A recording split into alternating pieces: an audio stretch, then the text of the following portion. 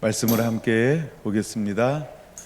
로마서 12장 1절에서 2절, 우리 찾으신 분은 함께 한 목소리로 봉독하겠습니다. 그러므로 형제들아, 내가 하나님의 모든 자비하심으로 너희를 권하노니 너희 몸을 하나님이 기뻐하시는 거룩한 산 제물로 드리라. 이는 너희가 드릴 영적 예배니라. 너희는 이 세대를 본받지 말고 오직 마음을 새롭게 함으로 변화를 받아 하나님의 선하시고 기뻐하시고 온전하신 뜻이 무엇인지 분별하도록 하라. 아멘. 자, 오늘 말씀의 제목은 이 시대의 크리스찬으로 산다는 것은, 이런 제목으로 우리 박요세 목사님 오전에 이어서 오후에 말씀을 전해 주실 때 큰 은혜 받는 시간 되시기를 바랍니다. 할렐루야. 말씀 전하기 전에 기도 잠깐 하고 또 말씀 듣도록 하겠습니다. 기도하겠습니다. 하나님 아버지, 감사합니다. 우리 오전에 이어 오후에도 말씀을 듣습니다. 전하는 이나 듣는 이나 우리 함께 은혜 받을 수 있는 시간 될 수 있게 도와주시고, 오늘 말씀의 제목처럼 이 시대의 크리스천으로 산다는 것은 참 쉽지가 않은데 우리 시대적 고민을 우리 함께 나눌 수 있는 귀한 시간이 되게 하여 주옵소서. 예배의 시작과 끝을 주님께 맡겨드립니다. 예수님의 이름으로 간절히 기도드리옵나이다. 아멘. 식사 맛있게 하셨나요? 저도 오랜만에 밥을 약간 집밥 먹는 느낌이었는데 참 행복하고 좋았습니다. 우리 옆 사람과 함께 인사 한번 하겠습니다. 저를 따라해 주시겠습니다. 옆 사람 보시면서 오전과 다름없이, 다시 오전과 다름없이 여전히 아름다우십니다. 아멘이시죠? 거짓말하지 않길 소망합니다. 제가 그 PPT로 설교를 준비했어요. 조금 낯설 수도 있겠지만, 이렇게 화면이 저를 봤다가 여기 어디로 봐야 될지 모르겠다 이렇게 하실 수도 있겠지만, 그냥 한번 젊은 목사님이 한번 한다 생각하시고 그냥 경험 삼아 또 가벼운 마음으로 들어주시고, 또 이런 고민들을 함께 나눌 수 있는 시간이 되었으면 좋겠습니다. 저는 이 그림을 참 좋아하는데 자주 사용하는 그림 중에 하나입니다. 저는 이 시대가 영적 전쟁의 시기라고 단연코 믿고 그렇게 생각을 합니다. 사탄은 항상 방해를 하죠. 어떻게 하든지 한 사람이라도 더 지옥에 데려가려고 안간 힘을 써서 방해하고 무너뜨릴 것입니다. 그러나 그 반면에 하나님께서는 언제나 하나님의 자녀들을 지키시고 보호하는 이 영적 전쟁 가운데 우리는 살아가고 있음에 다들 이견이 없으실 것입니다. 여러분, 혹시 팝콘 브레인이라는 말을 들어보셨을까요? 최근이 아니라 작년부터, 그 전부터 나온 말이기는 한데, 원래 팝콘이 그 조그만 알이잖아요. 근데 그거를 팝콘 튀겨보셨어요? 전 사역자가 되면 팝콘을 참 많이 튀기는데 저는 잘 튀깁니다. 이게 양이 중요하거든요.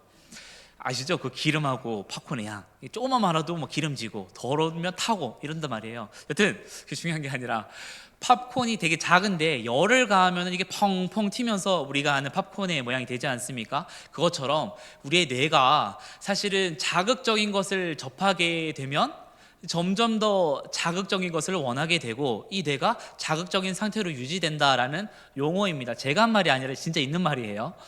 자, 좀 빠르면, 제 주변에서도 사실 그러긴 한데, 조금 빠르면 돌이 지나면 스마트폰을 접한다고 해요. 근데 그거는 크리스천이나 크리스천이 아니거나 동일해요. 왜냐하면 교회를 다닌다라고 하면은 사실 유아부실이 준비되어 있는 교회가 있겠지만, 아닌 경우에는 대개 아이들이 조용하기 위해서 핸드폰을 주거나, 그리고 교회를 다니지 않는다고 해도 그 친구들을 만날 때에도 식당을 갔을 때 아이들이 막 떠드니까 그걸 집중하기 위해서 그냥 핸드폰을 주는 경우가 되게 많아요. 저는 그게 좋다 나쁘다 이런 부분이 아니라 우리가 한번 생각해 봐야 될 부분이다라는 점을 좀 짚고 싶었습니다. 0세에서 2세 사이에는 이런 영향들이, 스마트폰을 보고 자극적인 것을 보는 것들이 사실은 굉장히 많은 영향력을 미친다라고 하는 것은 사실 우리는 알고 있을 거예요. 다음을 보면, 저도 이 뉴스를 보고 좀 놀랐는데, 사실 이게 조금 시간이 지난 거긴 하지만 퍼센트가 아마 더 올랐을 거예요. 자, 인터넷, 스마트폰, 과의존, 우리는 과의존이라고 하는 심적 용어인데, 자, 청소년들이 지금 18.5%가 과의존 상태라고 해요. 이 과의존은 뭐냐면은 단순히 내가 핸드폰이 없으면 좀 불편하다 정도가 아니라 핸드폰이 없으면 불안한 상태, 내가 핸드폰을 통제하지 못하는 상태를 과의존이라고 하거든요. 그러니까 과의존 상태가 지금 청소년이 18.5%라는 것은 굉장히 많은 숫자일 것입니다. 여러분, 또 도파민 중독이라는 말 들어보셨나요? 20대, 30대 청년들 사이에서도 나는 도파민 중독이야 이런 말을 자주 쓰는데, 우리가 도파민이라는 것이 이게 신경 물질이잖아요. 그러니까 아드레날린, 그러니까 뇌가 이렇게 막 흥분한 상태. 내가 이걸 자극적인 것을 보거나 재밌는 것을 봤을 때 뇌가 즐겁다, 내가 좀 좋은 상태다, 이런 걸 그 도파민이라고 하는데, 도파민 중독이라는 것은 내가 이거를 계속 보고 있으면 이거보다 더 자극적인 거, 더 자극적이지 않다면 이제 내가 이걸 즐겁다고 반응을 하지 못하는 거예요. 이제 이게 도파민 중독이라는 건데, 이게 실제로 지금 10대들, 20대들, 30대들 사이에는 이미 만연해 있는 상태라고 합니다. 그래서 제가 아까 말했던 팝콘 브레인과 그 도파민 중독을 가속시키는 그런 것 중에 하나는 제가 숏폼 콘텐츠라고 생각해요. 혹시 숏폼 콘텐츠 이거 들어보셨나요? 들어보셨어요? 신세대시군요. 자, 이거는 1분 이내의 짧은 영상이에요. 사실 저도 한 2년 전만 해도 유튜브를 왜 보는지 이해를 못했어요. 그러니까 내가 이거를 왜 저 사람들은 유튜브를 굳이 프리미엄까지 써가며 광고 없이 저거를 보고 있나 라는 생각을 못했는데, 어느 순간인가 제가 보니까, 저는 먹방을 좋아하는데 그 야구 선수 이름 제 기억이 안 나요. 소고기 잘 굽는 사람이 있거든요. 기억이 안 나는데 좀 뚱뚱하고, 그런데 그분이 맛집을 찾아다니니 그렇게 고기를 잘 굽는 거예요. 근데 이게 편집도 잘하는 거겠죠. 먹기도 엄청 많이 먹고, 혼자 2.5kg를 먹는데 엄청 많이 먹어요. 저를 보면서 대리 만족을 하는 거죠. 그런데 그거는 영상이 좀 길지만, 숏폼 콘텐츠는 사실은 되게 짧은 영상이에요. 우리 아이들, 내가 보는 게 이게 숏폼 콘텐츠가 너희가 보는 게 맞아요. 그게 숏폼 콘텐츠인데, 예를 들면 이런 거예요. 지금 좀 유행이 지나긴 했지만 한때 이게 어마어마한 영향력을 펼쳤죠. 한번 볼까요? 소리 켜주세요. 선배, 마라탕 사주세요. 그래, 가자. 선배, 혹시 들어보셨죠? 탕후루도 같이? 뭐? 탕후루도? 그럼 제가 선배 맘에 탕후루 저 이제 몸 움직이잖아요, 이제. 보세요. 후루루루루 반응하잖아요. 후루 내 맘이 딴딴딴딴 탕후루 자, 예를 들어 이런 건데, 얘가 몇 살인지 아세요? 이제 초등학교 졸업했어요. 그런데 얘가 서이브라는 친구인데, 얘가 어마어마한 팬덤을 이루고 있고, 진짜 이거를 올해는 잘 모르겠지만 솔직히 작년에 거의 모든 초등학생들과 중학생부터 따라했던 이 밈이었어요. 유행하는 거였어요. 그러니까 이 한 사람의 숏폼 콘텐츠가 수많은 사람들이 막 따라하고 하는 거죠. 그래서 먹는 게 탕후루도 유명하고 마라탕도 유명해졌잖아요. 이런 영상들을 보는 거죠. 몇 가지 제가 영상들을 좀 보여드릴게요. 진짜 논리를 걸었다고 몇 번을 말하냐? 에이, 무신론자들아! 거기 어딨냐? 물 줘봐, 물. 그것도 보여줄게. 이거 포도주로 바꾼 것도 아무도 안 믿더라고. 요즘은 뭐만 파면 다 주작이래, 주작. 자, 잘 봐봐. 물 뜬다. 자, 이래도 주작이냐? 어른들은 이걸 왜 보나, 왜 재밌어, 이게 웃잖아요. 이런 증상이에요. 자, 딱 보여지고 있죠. 또 이 영상 볼게요. 실을 넣어주면 반대편 사람이 실을 잡아당깁니다. 굉장히 간단해 보이는 작업이지만 퀄리티가 상당한데요. 하지만 뒷면을 보는 순간 간단하다는 말은 쏙 들어가게 됩니다. 이런 영상도 있고, 또 제가 지금 숏폼 콘텐츠를 계속 보여주는 거예요. 지금 요거는 탐 크루즈인데, 이게 그 CG를 안 하고 진짜 실제로 이렇게 찍었다고 해서 저도 놀랐는데,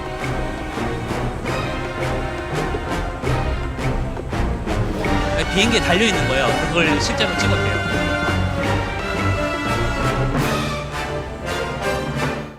이런 것도 있고, 이거는 한 10억 뷰, 그러니까 10억 명이 이거를 봤다라고 하는 영상인데, 이게 영상이 올라와 있는 거예요. 시계를 누르면서 시간이 왜곡되는데요. 쿠키를 떨어뜨리자 여유롭게 사진을 찍고 물풍선을 떨어뜨린 후 계란을 분해시켜버리기도 하고 다시 결합시키기도 합니다. 시간을 다시 반대로 돌리기도 하는데요.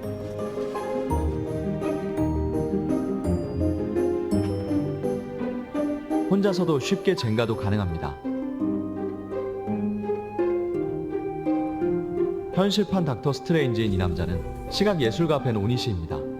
이거는 이 사람이 편집을 잘해서 만든 영상이겠죠. 이거는 저도 보면 속상인데 이거를 보면 보신 적 있으신가요? 뉴스에도 나온 건데 이게 어떤 학생이 찍은 거고 어떤 학생은 지나가요. 이게 학교에서 실제로 있었던 일이 그 꾸며진 게 아니라 실제로 있었던 일이에요. 저는 뭐 남의 집 귀한 딸 아니에요? 저 그렇게 함부로 될 사람 아니에요. 이걸 지금 누가 찍고 있고 누가 이렇게 웃고 있잖아요.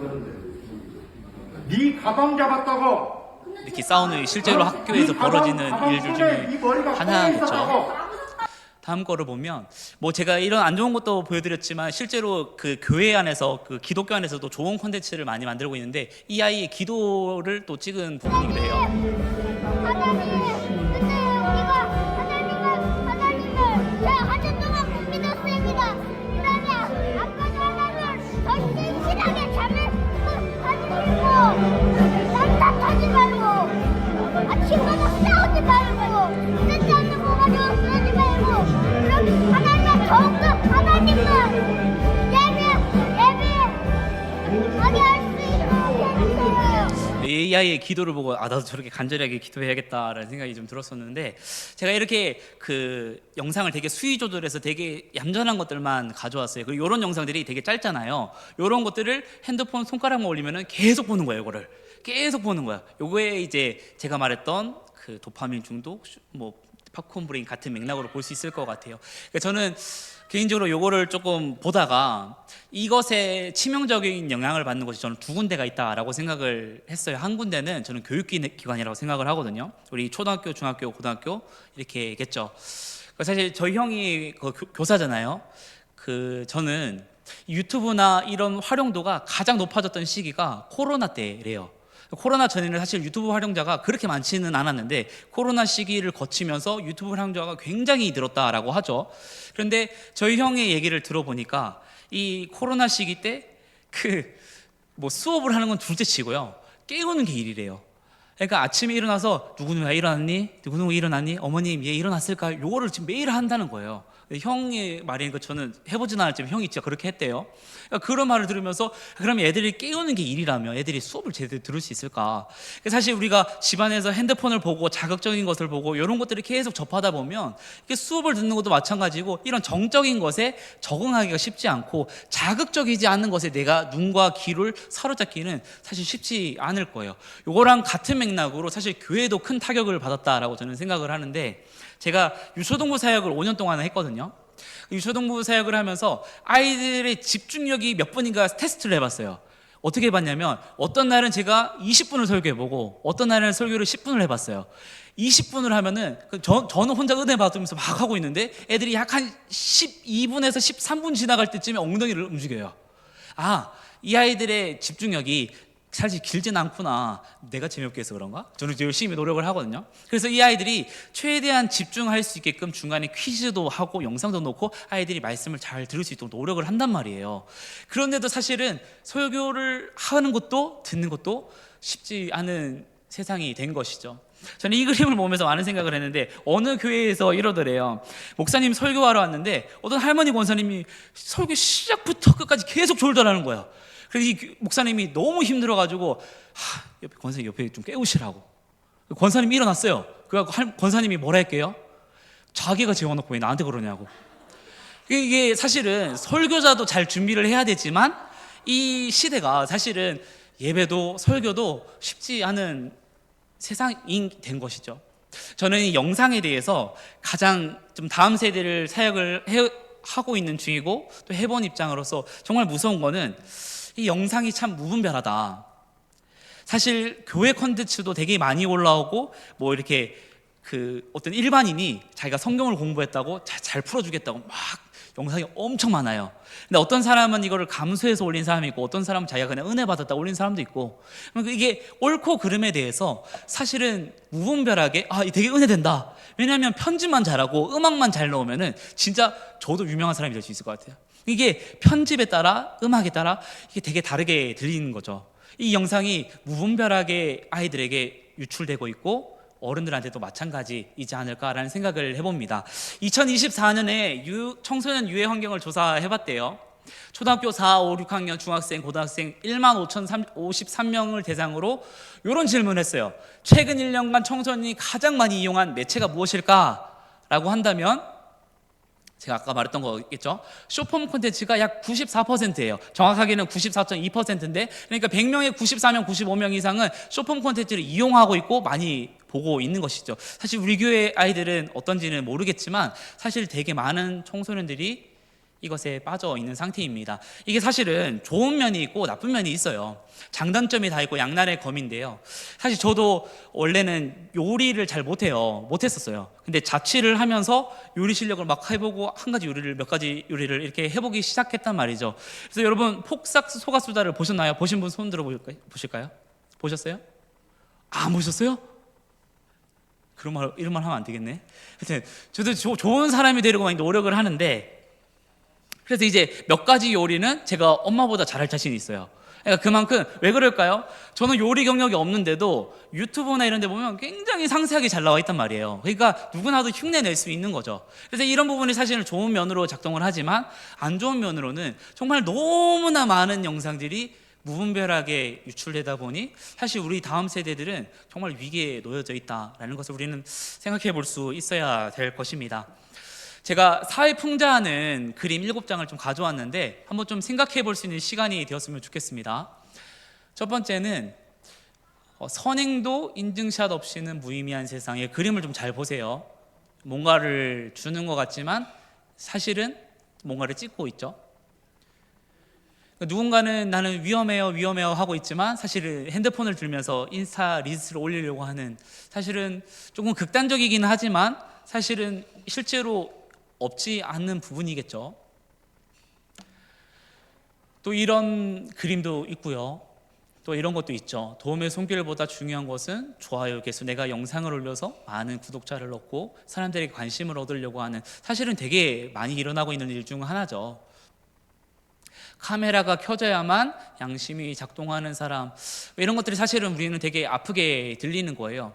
우리는 교회 안에 있을 때 사실 다 선하고 다 좋은 사람들만 있지만, 사실 우리 교회에서 한 발짝 나가면 사실 세상 사람들이 그렇게 엄청 친절하지는 않아요. 점점 개인주의가 되어져 가고 이기적인 사회 가운데에서 사실 우리 교회의 역할이 무엇인가, 내가 교회 생활을 하고 내가 크리스천이라면 어떻게 삶을 살아야 될까, 사실 고민해봐야 될 부분 중에 하나일 겁니다.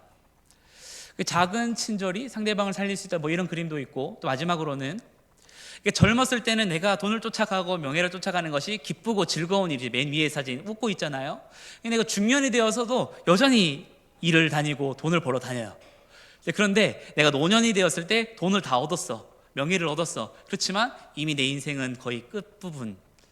이런 부분들이 사실은 이 사회를 풍자하는 그림인데, 우리가 기독교인으로서도 우리가 세상의 빛과 소금이 되어야 하는 존재로서도 우리가 한번 생각해 볼 부분이라고 생각을 합니다. 그러므로 참 우리 이런 조금은 강팍하고 조금 쉽지 않은 이 시대를 살아가는 우리 다음 세대들도, 우리 크리스천들도 사실 쉽지 않은 부분임을 우리는 다 알고 있을 것입니다. 그래서 오늘 본문 로마서를 보면서 우리가 좀 이런 고민들을 좀 같이 나눠보고 이 시대 가운데 우리가 좀 어떻게 나아갈 수 있을지 좀 그 대안에 대해서 좀 생각해 볼 수 있었으면 좋겠습니다. 로마서는 누가 썼죠? 로마서는 바울이 썼는데, 로마에 있는 유대인과 이방인 모든 그리스도인들에게 쓴 편지가 로마서예요. 그래서 로마서 본문 나누기 전에 간단한 것만 좀 나눠보고 보도록 하겠습니다. 로마서의 구조를 보면 우리가 본문으로 다루고 있는 로마서 12장 1절과 2절이 사실은 서론부가 되고, 12장 1절부터 15장 13절까지는 우리 그리스도인이 어떻게 살아야 되나라는 부분들을 나누고 있습니다. 특별히 로마서 12장 1절은 바울의 권면이 나오고, 2절은 어떻게 실천할 수 있는 방법에 나오고, 3절은 구체적인 삶의 방식에 대해서 나눠지고 있습니다. 기본적인 거니까요. 로마서 12장 1절과 15장 13절을 한마디로 좀 정리를 하면 요거예요. 죄인이었던 우리가 예수 그리스도를 말미암아서 의를 얻었고 은혜를 얻었고 구원을 얻었고, 이제 우리가 그리스도인으로서 어떻게 합당하게 살아가야 되나, 요 질문들, 요 내용들이 우리 오늘 본문부터 시작이 되는 겁니다. 로마서 12장 1절을 한번 다 같이 한번 읽어볼게요. 시작. 그러므로 형제들아, 내가 하나님의 모든 자비하심으로 너희를 권하노니 너희 몸을 하나님이 기뻐하시는 거룩한 산 제물로 드리라. 이는 너희가 드릴 영적 예배니라. 아멘. 저는 이 말씀을 읽을 때 사실 우리가 굉장히 많이 들어본 말씀이잖아요. 그래서 유독 이제 이 말씀을 묵상하다가 저는 이 단어들이 좀 떠올랐어요. 몸이라는 단어와 드리다라는 단어, 이 두 가지 키워드를 좀 생각해 보려고 합니다. 자, 몸이라는 것은 사도 바울이 자신이 쓰는 것 중에서 좀 유독 독특한 또 사도 바울만의 신학적 표현 중에 하나인데, 몸이라는 단어가 단순히 우리 이런 육체를 의미하는 것을 넘어선다라는 것을 좀 살펴보려고 해요. 자, 몸은 하나님께 드리는 우리 자신이라고 일단은 정해볼게요. 이렇게 팔, 다리, 몸 달려있는 이것의 몸의 의미를 좀 넘어서서요, 좀 생각을 해보면 창세기 1장 27절에 우리 몸을 어떻게 말하고 있냐면 이렇게 말하고 있어요. 하나님이 자기 형상 곧 하나님의 형상대로 사람을 창조하셨다. 사람을 누구의 형상대로 만들었습니까? 하나님의 형상대로. 너무 잘 아는 말씀이죠. 또 2장에 넘어오면 이런 말씀이 있어요. 여호와 하나님이 땅의 흙으로 사람을 지으시고 생기를 그 코에 풀어넣으시니 사람이 생명이 되었다라고 말해요.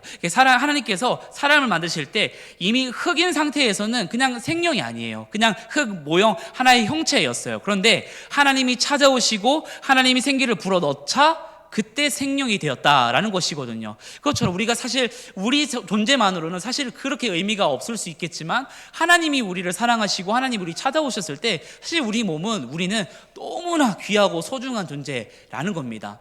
여기서 생명이라는 것은 네페시라는 단어이니까 숨쉬는 존재. 그러니까 하나님이 찾아오시기 전에는 숨쉬는 존재가 아니에요. 생명이 아니란 소리예요. 근데 하나님이 찾아오시고 생기를 불어넣자 그때 생명이 되었다, 숨쉬는 존재가 되었다라는 것을 우리는 좀 주의 깊게 볼 수 있어야 됩니다. 고린도전서 3장 16절에 보면 이런 말씀이 있어요. 너희가 하나님의 성전인 것과 하나님의 성령이 너희 안에 계시는 것을 알지 못하느냐. 우리 몸이 뭐예요? 하나님의 성전이에요. 그리고 우리가 몸이 교회라고 하잖아요. 너 하나님의 성령이 어디 살고 계세요? 우리 안에 살고 계시다는 거예요. 우리 이 말씀이 우리 몸이 얼마나 귀중하고 소중한지 알 수 있는 부분이죠. 17절에 이런 말씀이 있습니다. 하나님의 성전은 거룩하니 너희도 그러하니라. 그래서 사실은 우리 몸이 거룩해야 되는 이유가 이 말씀을 통해서도 알 수 있는 부분이라고 생각을 합니다. 한 번만 더 볼게요. 고린도전서 6장 19절을 보니까 너희 몸은 너희가 하나님께로부터 받은 바, 우리 몸은 하나님께 받은 몸이다 라는 것을 알려주고, 성령의 전이라는 것을 알려주고요. 마지막에 보니까 너희는 너희 자신의 것이 아니라 20절에 보니까 값으로 산 것이 되었다라고 말합니다. 그러니까 우리 몸은 단순히 나의 것이 아니라 하나님께서, 예수 그리스도께서 자신의 피값으로 산 몸이 저와 여러분이라는 거죠. 그러므로 저와 여러분의 몸은 단순히 머리 달려있니 팔, 다리 달려있니 몸이 아니라 하나님의 너무나 귀하고 소중하고 귀하게 지어진 그러한 몸이다라는 부분이에요. 그렇게 사도 바울은 몸에 대해서 설명을 하고 있고, 또 두 번째 몸의 의미는 공동체적 몸, 교회를 의미합니다. 그래서 로마서 12장 그 뒷부분에 보면 이런 설명이 좀 나와 있는데요. 4절입니다. 제가 읽겠습니다. 우리가 한 몸에 많은 지체를 가졌으나 모든 지체가 같은 기능을 가진 것이 아니니, 5절에 보니까 이와 같이 우리 많은 사람이 그리스도 안에서 한 몸이 되어 서로 지체가 되었다라고 합니다. 그러니까 이 팔다리 이런 게 아니라 우리 교회라는 공동체, 이것이 한 몸이다라고 사도 바울은 소개하고 있는 거예요. 교회라는 곳이 사실 정말 다양하잖아요. 그냥 한 마음 한 뜻이면 정말 좋겠지만 정말 개성도 다르고 성격도 다르고 너무나 다양한 사람들이 모였는데, 한 가지 공통적인 것이 있다면 그게 뭐예요? 우리가 그리스도 안에서 모였다는 거죠. 한 가지 목표가 있다면 예수님을 믿는 존재라는 것이죠. 그래서 사도 바울은 이런 이 몸이 너무나 거룩하고 귀중하고 소중한 존재라는 몸과 이 교회라는 몸, 이 단어를 몸이라고 표현을 하고 있습니다. 그래서 첫 번째는 몸을 보았고, 두 번째는 이 몸을 어떻게 하래요? 하나님이 기뻐하시는 거룩한 산 제물로 어떻게 하라? 드리라 라고 말씀하고 있는 것입니다. 이 드리라라는 단어는 헬라어로 보면 파리스테미라는 단어인데, 이게 어떤 의미지가 정말 중요해요. 보시면 이 드리다는 단순히 헌신이라는 의미도 있지만 바치다, 다가오다라는 말이 있고요. 또 다른 의미로는 무엇에 처분에 맡기다. 그러니까 하나님의 처분에 맡기는 게 드리는 거예요. 다음 한 가지를 더 보면 하나님 앞에 데려오는 것, 하나님 곁에 서는 것, 이게 드리다라는 의미예요. 그래서 로마서 12장 1절의 말이 어떤 의미를 담고 있어요? 우리 거룩한 존재, 우리 소중한 몸, 우리 교회, 이 모든 것을 누구에게 맡기는 거예요? 하나님께 맡기고 하나님의 처분에 맡기고 하나님 앞에 데려오는 것이고 하나님이 곁에 서는 것, 그게 오늘 1절에서 말하는 너희 몸을 하나님께 거룩하게 드리라, 산제물로 드리라 라는 의미라고 볼 수가 있습니다. 그래서 이 몸을 거룩한 산제물로 드리라, 이것이 결국 무엇이라고 말합니까? 너희가 드릴 영적 예배다 라고 1절은 소개하고 있습니다. 2절로 넘어와서 저는 2절을 읽으면서도 참 많이 읽었던 말씀이고 들었던 말씀이지만 이 중에서도 세대 또 분별이라는 단어가 눈에 막 들어왔어요. 한국교회 트렌드 2024라는 책이 있습니다. 작년에 나온 책인데 이게 매년 내고 있어요. 2025년도 책도 있긴 한데 24년도의 책을 보면 이게 뭐냐면 여러 교회 목사님들이 집필한 부분인데 이제 한국교회가 어떤 흐름으로 갈 것이냐라는 것을 조금 키워드를 정해서 나누는 책입니다. 제가 읽으면서 두 가지 키워드가 좀 눈에 들어와서 좀 한번 나눠 보려고 해요. 지금 한국교회가 또 이 세상이 지금 어떠한 흐름인지를 좀 나눠 보는 거예요. 이 시대가 첫 번째는 외로움의 시대다. 제가 하는 말이 아니라 이 책에 소개되고 있는 부분입니다. 두 번째는 AI의 시대다라는 것을 나누고 있습니다. 많은 키워드 중에 제가 두 가지만 가져온 것인데요. 첫 번째, 이 시대가 지금 외로움의 시대다. 혹시 여러분 외로우십니까? 안 외로우시죠? 그렇죠. 할렐루야입니다. 우리가 외롭지 않아야 되는데 사실 세상 많은 사람들이 지금 외로움의 시대에 빠져 있다라는 부분을 좀 지적을 하고 있어요. 이 그림을 한번 볼게요. 좀 어떤 것 같으세요? 밖은 어둡고 지금 안은 밝은데 지금 사람들이 서로 이렇게 4명이 앉아 있지만 서로 보고 있지 않죠. 그리고 남자 여자가 같이 앉아 있지만 서로 바라보지 않고 그냥 앞만 보고 있고 여자는 지금 딴짓을 하고 있고요. 자, 이런 것을 보면서 한 작가가 그 제목을 이렇게 지었어요. 밤을 지새우는 사람들이라고 하면서 현대인들이 얼마나 외롭게 또 이기적으로 또 개인적으로 살아가는지를 그린 그림이라고 합니다. 제가 아까 말했던 이 숏폼 콘텐츠가요, 사실은 그 짧은 영상뿐만이 아니라 인스타, 유튜브를 통해서 참 많은 것을 공유해요. 사람들이 자기 일상을 공유한단 말이죠. 사실 저도 이제 그 일부러라도 인스타에 이렇게 일상을 공유하려고 하는데 아내가 철저하게 막아요. 그래서 제발 좀 그러지 말라고. 사진을 찍으려면 예쁘게 찍으라고 이렇게 하는데, 사실 사진을 예쁘게 찍는 것도 중요하고 일상을 공유하는 것도 뭐 좋은 일일 수 있겠지만 사실 이런 것들을 조금 필요 이상으로 하는 사람들이 너무나 많다. 그래서 우리가 조금 10년 전만 생각해도 연예인이 유명했지만 유튜브가 나온 지 20년이 조금 넘었다고 해요. 이제는 일반인들도 연예인만큼 유명해졌고 구독자가 자신의 힘이 되는 그런 것들이 많아졌는데, 그런 사람들을 보면서 뭘 느끼냐면 내가 가보지 못했던 곳, 내가 먹지 못했던 거, 내가 해보지 못했던 것을 좀 대리로 만족하는 현상들이 벌어지고 있는 것이죠. 그래서 날마다 집에 있으면 밖에 나가지 않고 막 인스타, 유튜브를 보는 현상들이 많은 거예요. 좀 시간이 좀 지났지만 2023년도에 초등학교 대상으로 장래희망을 꼽아봤대요. 우리 아이들은 어떤지 모르겠지만 이제 여전히 뭐 의사, 교사, 운동선수 뭐 이런 것들이 순위권에 올라와 있는데, 저기 보면 크리에이터라고 있잖아요. 나는 유튜버가 되고 싶대요. 그래서 제가 사역할 때 그 처음 사역했던 곳이 열리문교회라는 곳인데, 거기 아이들한테 넌 앞으로 뭐가 되고 싶니? 한 명 여자애한테 물어봤는데 예주라는 애가 나는 돈 많은 백수가 되고 싶어요 이렇게 말하고, 어떤 사람은 저는 건물주가 되고 싶어요. 실제로 있지 않아요? 그런 사람이 있고, 또 어떤 사람은 난 이제 유튜버가 되고 싶다고. 그래서 사실은 제가 지금 사회복지사 공부를 다 끝내고 이제 자격증을 땄거든요. 이제 신청도 한 상태거든요. 제가 실습을 할 때 아동복지센터에서 했어요. 이 아이들의 절반이 유튜브를 하는 거예요. 자기 계정이 있고 자기 그 춤추는 거를 찍어서 올려요. 물론 조회수는 10밖에 안 나오지만 열심히 올려요. 그래서 저한테 유튜브 아이디를 알려주는 거예요. 들어가 봤더니 뭐 11, 뭐 자기가 10번 봤겠죠. 친구 한 명 보고 자기가 10번 봤겠죠. 그런 것들이 이제 자기를 표현하는 도구가 된 것이죠. 자기가 유튜버가 되고 싶다. 이제 꿈이라는 직업, 이런 것들이 좀 더 넓혀진 것이죠. 또 한 가지를 보면 이제 AI의 시대다라고 말을 하고 있는데, 저는 유독 좀 많이 느끼고 있는 부분 중에 하나예요. 뭐 뒤에 나올 부분이겠지만 챗GPT도 마찬가지 영향이고, 이제 목회자로서 앞으로 미래를 준비하는 사역자로서 사실 이 부분이 두렵기도 하면서 어떻게 이것을 조금 그 가이드라인을 쳐야 될까라는 고민이 많이 되기도 합니다. 저 오픈 AI를 만든, 그러니까 챗 GPT를 만든 회사인데 이 오픈 AI의 그를 개발한 샘 올트먼이라는 사람이 있어요. 이 사람이 챗 GPT를 만들었거든요. 그래서 나오자마자 굉장히 파급력이 있었죠. 지금은 굉장히 수준이 더 많이 올라와 있는 상태예요. 이게 챗 GPT가 1분 만에 그린 그림이에요. 내가 미래에 어떠한 것을 그려줘라고 하면 써보신 분은 알겠지만 뭔가를 점점점 하면서 입력 중입니다라는 걸 뜨면서 1분 뒤에 이런 그림이 나와요. 그러니까 화가들이 뭐 이런 디자인을 하시는 분들이 사실 더 쉽지 않은 세상을 살고 있겠죠. 조선일보를 보니까 2023년 11월 17일에 오픈 AI 창립자 샘 올트먼이 해고되었다라는 말이 있습니다. 이해가 되지 않으시죠? 자기가 만든 회사인데 자기가 잘리는. 왜 그런가라고 좀 보면 이 딥러닝이라는 게 있어요. 이게 인간의 사고처럼 생각하는 거예요. 이게 인공지능에도 종류가 여러 가지가 있는데 인공지능, 머신러닝, 딥러닝, 제가 이렇게 말하니까 똑똑해 보이잖아요. 그렇지 않고 요것만 공부한 거예요. 자, 머신러닝, 딥러닝이니 딥러닝이 인간이 생각하는 것처럼, 인간이 사고하는 것처럼 학습해서 연구해서 생각하게 만드는 것이 인공지능인데 이게 챗 GPT에 이렇게 탑재되어 있는 것이죠. 샘 올트먼이 해고된 이유가 이거예요. 챗 GPT에게 초등학교 5학년 문제를 냈어요.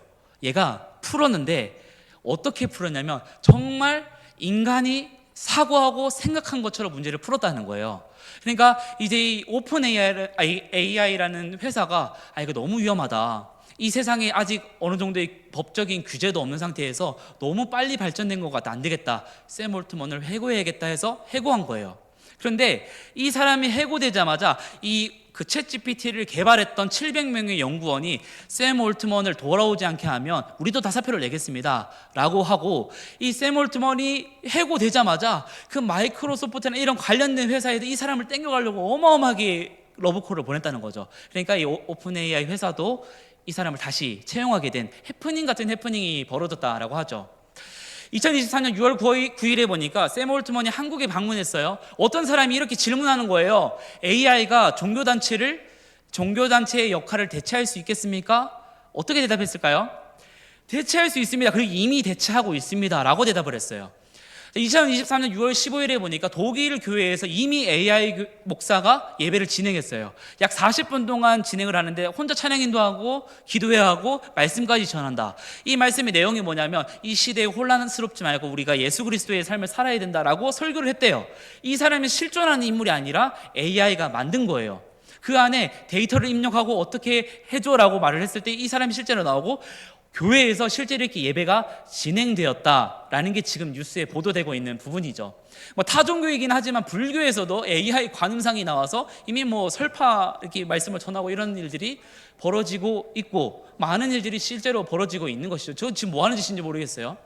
보면서 여러 가지 생각이 들죠. 이 챗 GPT가 사실 쉽지가 않아요. 그래서 저도 궁금해서 질문해봤어요. 저는 사실 사용하지는 않는데 저도 궁금하니까 질문을 해봤어요.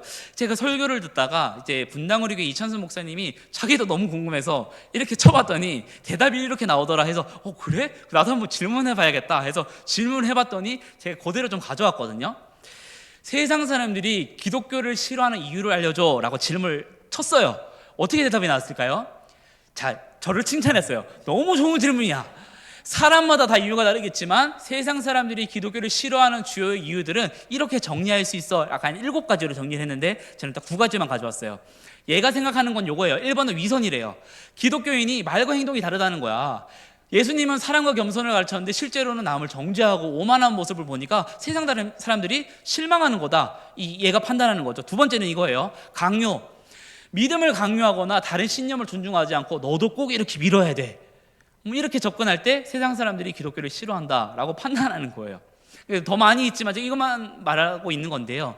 이 사람이 또 전 놀라웠던 건 이거예요. 제가 더 이상 말하진 않았는데 이 친구가 저를 질문을 유도해요. 보세요. 혹시 이 주제에 대해서 더 깊게 외우고 싶지 않아? 예를 들면 제가 말한 게 아니라 얘가 말한 거예요. 그래서 어떻게 하면 세상이 기독교를 다시 좋게 볼 수 있을까? 나보고 이렇게 질문하라는 것 같아요. 또 해봤죠? 이렇게 해봤더니 이렇게 예수님의 말씀을 실천하고 이런 것들이 나왔는데 그건 보지 않고요. 얘가 결론까지 말해줘요. 요약하면 사람들이 기독교를 싫어하게 만드는 기독교를 버리고 예수님을 닮은 삶으로 돌아가야 해. 얘도 크리스천인지 아닌지 모르겠어요. 말보다 삶으로 살아가래요. 그러니까 실제로 좀 부끄러운 말이기도 하지만 젊은 목사로서 저는 그렇게 하진 않아요, 정직하게. 그런데 있어요. 설교를 챗GPT로 준비를 하시는 분들이 계세요. 그리고 이미 회사나 많은 곳에서 보고서를 챗GPT로 써요. 그러니까 실제로 어떤 주제에 대해서 몇 달락으로 몇 줄까지 몇 분 이내로 만들어줘 하면 얘가 다 만들어줘요. 설교도 마찬가지죠. 내가 이제 예수님의 사랑에 대해서 전할 거야. 그런데 1대지, 2대지, 3대지도 만들어주고 설교 내용은 25분으로 만들어줘 하면 얘가 맞춰줘요. 그리고 거기서 부족하면 더 말해줘 하면 너 부족하다. 좀 더 예시를 보충해줘. 보충해줘요. 이게 사실은 저는 온라인으로 공부를 했는데 사회복지를 온라인으로 공부했는데 과제할 때 좀 힘드니까 이 사례를 찾는 게 힘들어서 챗GPT에게 나는 지금 이런 상태야. 내가 과제를 하고 있고 이런 상황이 필요해. 혹시 이거에 대해서 사례가 있을까? 얘가 추천해줘요. 이용해보니까 이게 정말 쉽지가 않아요. 그런데 이게 문제는 모두가 100%가 정답이 아니라 오류가 섞여 있기 때문이죠. 그런데 실제로 이것을 통해서 많은 정보를 얻어가고 이게 진짜인 것처럼 믿고 내 정보인 것처럼 활용하는 경우가 많다라는 부분들이 참 마음을 어렵게 하면서도 내가 이 시대를 어떻게 대처해야 될까 좀 고민이 되는 것 같아요.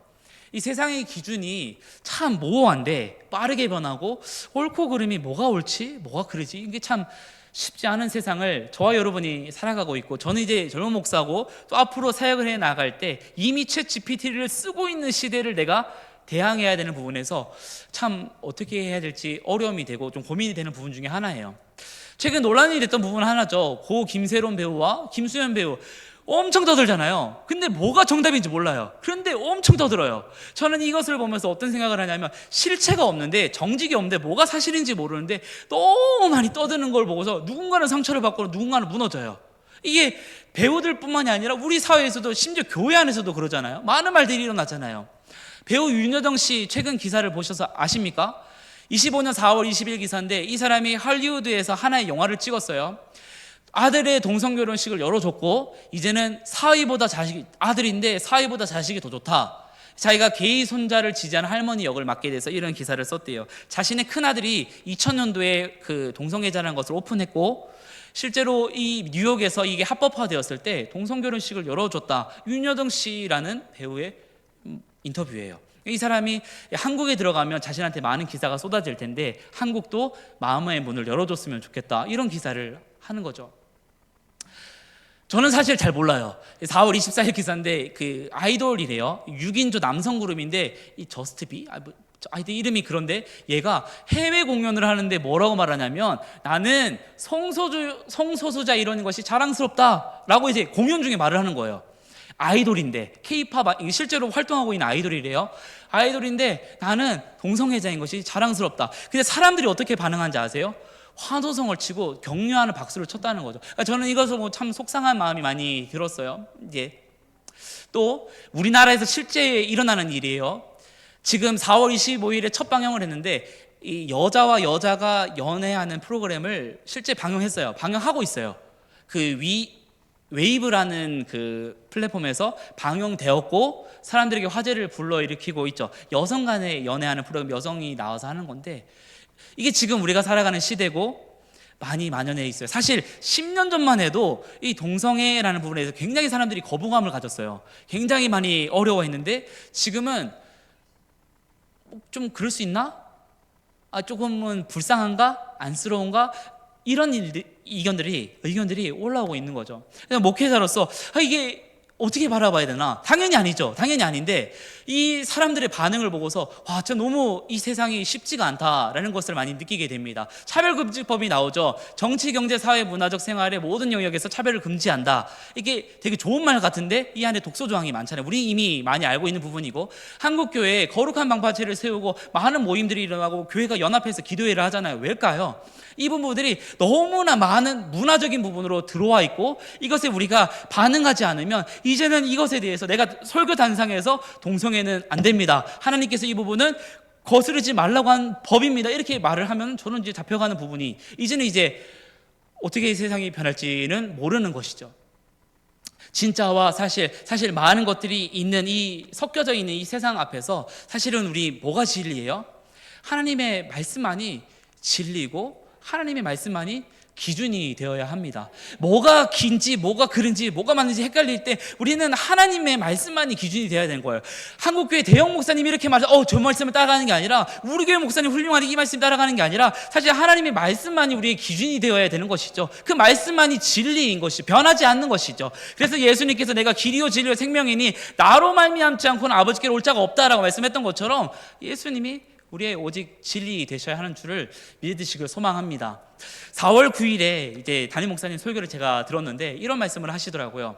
구별과 구분의 시대가 왔는데 진짜는 더 진짜가 될 것이고 가짜는 더 가짜가 될 것인데 이 시대에 우리는 명확한 신앙적 정체성을 드러내야 된다라는 말씀을 할 때 처음에 이렇게 와닿았어요. 그래서 제가 적어놨다가 이렇게 활용하는 것인데 또 이런 말씀을 하시더라고요. 사복음서에서 제자들은 예수님의 죽음 앞에 모두 떠났지만 마가의 다락방 성령 체험 이후 모두 목숨 걸고 복음을 전했다. 사실 우리는 사도행전 1장 2장을 보면 알 수 있는 부분이잖아요. 그래서 이 시대 가운데 혼란스럽고 뭐가 정답인지 뭐가 긴지 뭐가 그른지 모르는 이 시대 앞에서 사실 우리가 붙들어야 하는 것은 무엇일까라고 했을 때 저는 2절에서 그 대안을 한번 찾고자 합니다. 말씀을 보니까 너희는 이 세대를 본받지 말고 오직 마음을 새롭게 함으로 변화를 받으라 라고 했을 때 이 새롭게 함, 변화를 받음 이런 것은 사실 내면의 어떤 변화가 아니라 외부적인 힘이라고 좀 생각을 할 수 있는데 이것은 무엇일까요? 성령님이신 거죠. 성령님이 우리 안에 역사하실 때 우리 안에 분별할 수 있는 힘이 생기고 이 시대를 살아갈 수 있는 힘이 생기는 줄 믿기를 소망합니다. 2절을 보니까 하나님의 선하시고 기뻐하시고 온전하신 뜻이 무엇인지 분별하라라고 했을 때 왜 사도 바울은 분별하라고 말을 했냐면 이 세상이 분별해야 할 만큼 너무나 혼란스럽고 어렵기 때문이지 않을까라는 생각을 해봅니다. 여기서 온전하다라는 뜻은 텔레이오스라는 헬라어를 쓰고 있는데 이게 흠이 없는 완전한 최고의 성숙한이라는 뜻이에요. 그래서 우리는 하나님의 흠이 없고 완전하고 최고이고 성숙한 뜻이 무엇인지 분별하고자 안간힘을 써야 되는 우리 성도들의 모습이 되어야 할 줄로 믿습니다. 베드로전서 5장 7절 9절에 보니까 이런 말씀이 있습니다. 너희 염려를 다 주께 맡기라 라고 말씀하실 때 하나님께서 너희를 돌보신다 말씀하고 계시고 8절에 보니까 근신하라 깨어라 너희 대적 마귀가 우는 사자와 같이 두루다니며 삼킬 자를 찾는다 라고 했을 때 우리가 근신하고 깨어있지 않으면 언제나 사단 앞에 언제나 사탄 앞에 언제나 우는 사자 앞에 우리는 삼켜질 상황에 놓여질 수밖에 없기 때문이죠. 9절에 보니까 너희 믿음을 굳건하게 하고 그를 대적하라고 말씀했을 때 세상에 있는 너희 형제들도 동일한 고난을 당하고 있다라고 오늘 말씀은 소개하고 있는 것입니다. 제가 이 말씀을 좀 정리하면서 한 교회에 교육부서에서 설문조사를 했어요. 어떤 내용이었냐면 이제 나는 약한데 하나님께서 쓰신다고 하실 때 우리는 어떻게 말해야 할까요? 라는 질문이었어요. 한 초등학생이 이렇게 답했어요. 여러분은 어떻게 대답하시겠어요? 나는 약한데 하나님 널 쓸 거야. 그럼 우리는 어떻게 말해야 될까? 대개는 하나님 저는 너무 부족해요. 저를 좀 도와주세요. 저는 약하지만 하나님은 강하시니까 저를 사용해 주세요. 뭐 이런 기도를 하지 않으시겠어요? 초등학생이 이렇게 답했다는 거죠. 그럼 나 말고 딴 사람 쓰세요. 근데 이제 이 말씀 보면서 좀 반대로 좀 생각을 해봤어요. 우리 안에는 내 안에는 하나님께 쓰임 받고자 하는 열망이 있는가? 여러분은 하나님께 쓰임 받고자 하는 열망이 있으십니까? 하나님께 쓰임 받고자 하는 열망이 있는 저와 여러분이 되었으면 좋겠습니다. 그런데도 이 시대가 참 크리스천으로서 신앙인으로서 살아가기가 정말 어려운 시대라는 것을 정말 많이 체감하고 있습니다. 교회 안에서도 사실 쉽지 않지만 사회 앞에 교회 한 발자국만 나아가도 우리가 믿음을 지킨다는 것은 사실 우리 말과 행동과 모든 것으로 평가되기 때문에 더 쉽지 않은 것이죠. 여러분 우리나라 대학생 복음화율이 몇 %인지 아세요? 이제 찾아보니까 3.5%라고 합니다. 우리나라 청소년 좀 범위가 넓어지니까 10대라고 할게요. 우리나라 10대 복음화율이 몇 %인지 아세요? 약 몇 퍼센트? 3.8%. 그러니까 100명 중에 96명은 교회를 하지 않는 것. 그래서 이제 한국 교회 이제 지도부에서는 이제 청소년들도 미전도 종족이다라는 말을 하거든요. 그렇죠? 이게 사실 얼마나 쉽지 않은 부분이냐면 사실 저도 학교를 다닐 때 제 반에 교회를 다니는 사람이 저 포함해서 3명이었던 것 같아요. 30명인데 그러니까 정말 많은 숫자가 아닌 것이죠. 제가 교회에서 제가 학교 다닐 때 이제 신학교 가는 거 알고 뭐 담임 그 선생님도 알고 있으니까 저에게 이제 친구들이 그 별명을 부르는 거는 박 목사 불렀어요. 그래서 제가 20년 후에 진짜 목사가 되었는데 저희 아이들이 이제 축구하면 박 목사 패스 이렇게 하면서 진짜 실제로 박 목사라고 불렀어요. 그러면서 제가 고등학교 3학년이 되었을 때 기도 모임도 만들고 이제 학교를 위해서 기도해야겠다 이런 모임을 하면서 내가 이제 어느 정도 이렇게 목사로서의 모임 이때 그 정체성을 드러내고 있구나라는 것을 이제 보여지기도 했었는데 사실은 저는 그 아예 대놓고 이 길을 가겠다라고 하니까 건들지 않았어요. 대놓고 나 목사 하겠다 하니까 안 건드렸어요. 선생님들도 저는 이제 딱 수능 딱 1차 합격, 수시 합격하고 학교를 나오지 말래요. 너는 이제 목사 할 거니까 교회 가서 기도하고 예배드리라고. 그 고등학교 3학년 선생님이 저는 그랬어요. 다른 애들은 학교 나왔단 말이에요. 출석일수 채워야 되니까. 지금은 그렇게 하면 안 되는 걸로 알고 있는데 저는 하여튼 정상적으로 졸업은 했어요. 하여튼 난 대놓고 이제 목사 하겠다고 하니까 안 건드려요. 근데 이제 그거 대놓고 목사 하겠다고 하니까 일진들도 이제 좀 시비 걸다가 이제 그러고 싶었나 봐요. 목사는 어떻게 반응하는지 보자. 그래서 한인 시켜가지고 제가 가서 멱살 잡아보라고. 멱살 잡아봤는데 제가 가만히 있었거든요. 아무 말도 안 하고 무섭기도 했지만 가만히 있었어요. 그러니까 아니 뭐 재미없다는 거죠. 그러니까 애초에 나는 목사를 가겠다고 하니까 건들질 않는 거예요. 근데 그렇지 않은 사람들이 더 많잖아요. 그렇지 않은 크리스천들이 우리 아이들이 더 많잖아요. 정말 쉽지 않은 거예요. 제가 초중고를 지나오면서 제일 어려웠던 게 뭔지 아세요? 뭘 것 같으세요? 제일 어려웠던 거. 식사 시간 때, 그러니까 애들 점심 시간 때 기도하는 거예요. 와, 애들은 받자마자 허겁지겁 먹잖아요. 저는 기도해야 돼요. 근데 애들이 뭐라 하는 줄 아세요? 너 뭐 하냐? 누군가 뭐 하냐 이러는 거예요. 아니, 나는 교회 다니니까 기도한다고. 근데 이게 사실은 때로는 이게 왕따를 받을 수 있는 소지가 되고 이게 무서운 거예요. 근데 어떻게 해? 나는 목사님한테 배운 게 이거고 나는 이제 주일날은 교회 가야 되고 애들 놀자고 해도 교회 가야 되고 어떻게 해요? 난 배운 게 이건데 나는 어차피 이 길로 가겠다고 했는데 기도해야죠. 저는 기도하는 게 이제 그러려니 하는 거예요. 그런데 우리 아이들은 어떨까요? 물론 잘하겠지만 이게 뭐 식사기도 하고 하면 신앙이 좋고 식사기도를 안 하면 신앙이 안 좋고 이런 건 아니죠. 그런데 이게 쉽지 않다라는 거예요. 제가 주일학교 사역을 할 때 초등학생들이 태권도 학원, 이제 줄넘기 학원도 다녀요. 근데 그 학원에서 단증 시험을 보면 되게 뭐 토요일, 주일에 보고요. 그 다음에 애들이 요새는 이제 학생들을 모으기 위해서 태권도 학원, 뭐 그 줄넘기 학원 진짜 혈안이 됐어요. 아이들을 잡기 위해서. 그래서 여름에는 워터파크, 겨울에는 캠핑, 그 스키 캠프. 언제 가요, 보통? 주말에 가는 거예요. 근데 교회 다니면 어떻게 해요? 못 가는 거지. 친구들은 다 가는데 나는 못 가는 거예요. 그런데 아까 복음화율이 몇 퍼센트래요? 3.8%. 야, 학교에 다들 놀러 가는데, 다들 뭐 놀러 가자고 하는데 나는 주일날 교회 가야 되는데, 난 예배 드리러 가야 되는데 쉽지 않은 거예요. 그래서 사실은 우리 아이들이 부모님 영향도 당연히 있겠죠. 부모님이 잘 키우신 것도 있겠지만 사실은 정말 쉽지 않아요. 뭐 그렇다고 해서 애들이 놀러 간다고 해서 보내라 이런 말이 아니라 우리 아이들이 이 자리에 앉아 있고 지금 3시 17분 이 자리까지 제 1시간 되는 설교를 듣는 것도 대단하다. 정말 애들이 칭찬받을 만하다. 저는 그 얘기를 하고 싶은 겁니다. 사회 초년생들이 크리스천들이 지금도 어려워하는 부분이 뭐냐면 회식 자리에서 술을 거부하는 거래요. 물론 그게 이제 막 문제가 많이 되니까 많이 없어지죠. 대기업도 많이 없어졌죠. 그런데 아직도 중소기업에서는 여전히 술을 이렇게 권하는. 저 목사잖아요. 제가 지난주에 회식을 했는데 저한테 목사니까 술 안 먹지? 패스 이렇게 하는 경우도 저는 아예 대놓고 목사니까 건들지 않는다니까요. 그런데 믿음을 가진 청년들, 믿음을 가진 20대, 30대들은 그 자리에서 만약에 사장님이 이거를 거부하는 게 저는 교회를 다녀서 먹지 않아요. 그런데 이런 말을 입 밖에 꺼내기까지가 쉽지 않다라는 거예요.